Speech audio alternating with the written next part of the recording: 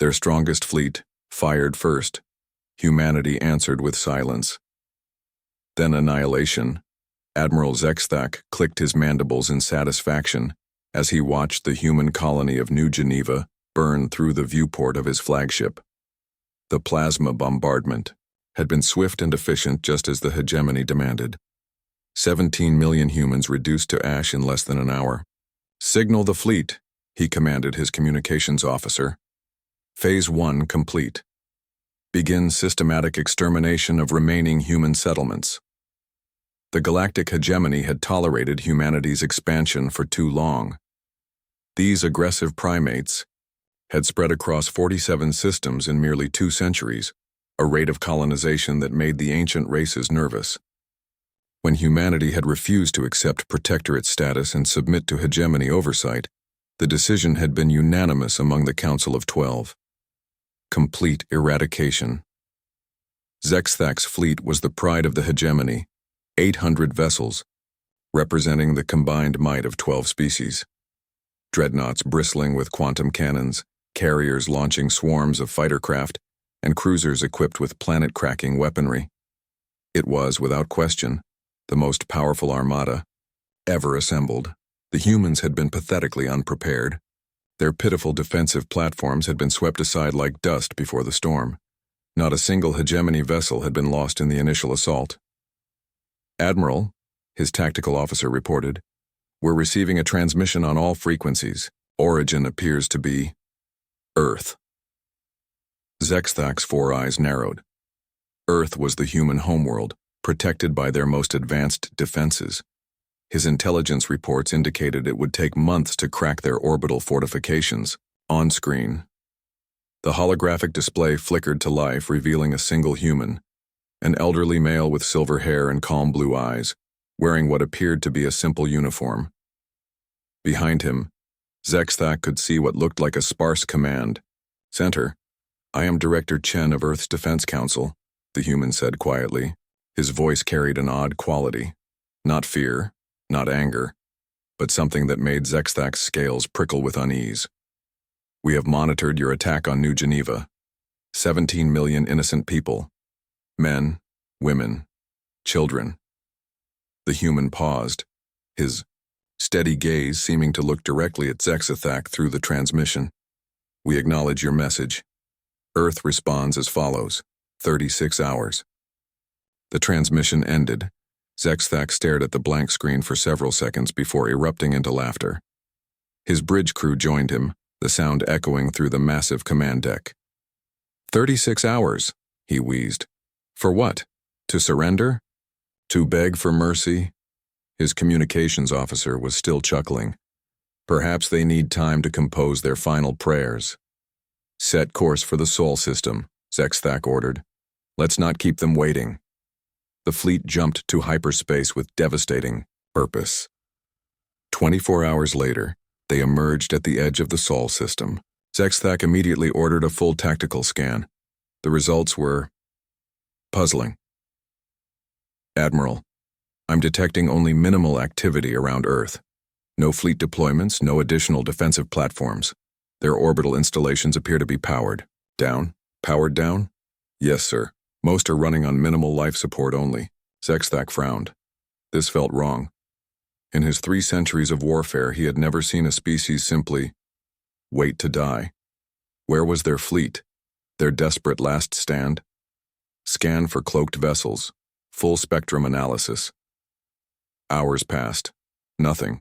The human fleet seemed to have simply vanished. As the 36th hour approached, Zexthak positioned his armada for the final assault. Earth hung before them like a blue-green jewel, seemingly defenseless. Admiral, his sensor operator called out, voice trembling. I'm detecting something. Massive energy buildup, but not from Earth. Where? Everywhere else. The main display shifted, showing the tactical overview of the Sol system. Red indicators began appearing throughout the system. Dozens, then hundreds, then thousands of them. What am I looking at? Zexthak demanded. Unknown contacts, sir.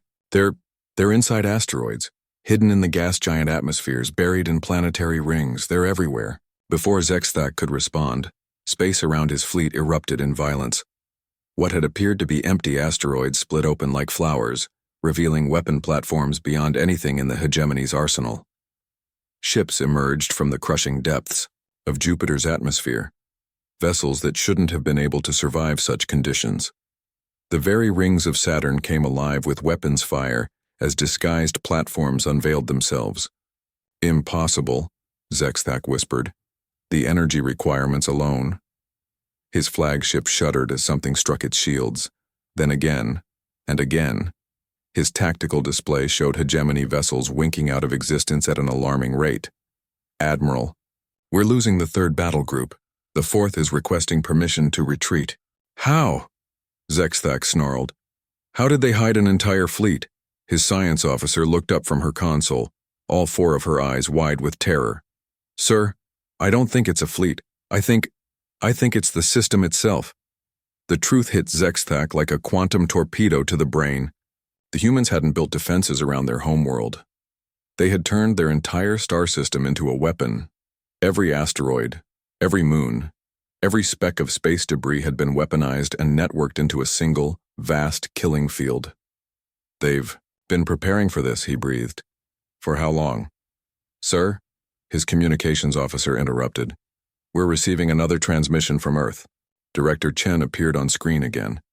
Behind him, the sparse command center had transformed into a hive of activity. His calm blue eyes now held something that made Zexthak's blood freeze. Not anger, not hatred, but a cold, calculating satisfaction.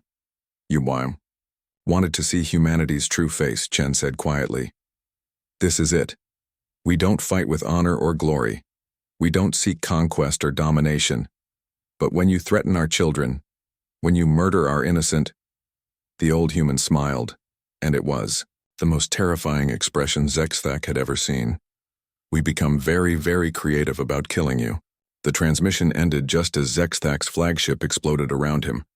In the aftermath, as the last hegemony vessel was reduced to constituent atoms, Earth's orbital platforms powered back up. The system returned to its peaceful appearance. Asteroids drifting innocuously, gas giants rotating majestically.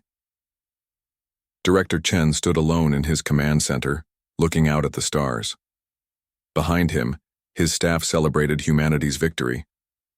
But Chen felt no joy, only a profound sadness for what his species had become capable of. 36 hours. That's all they had needed to prepare their response to genocide.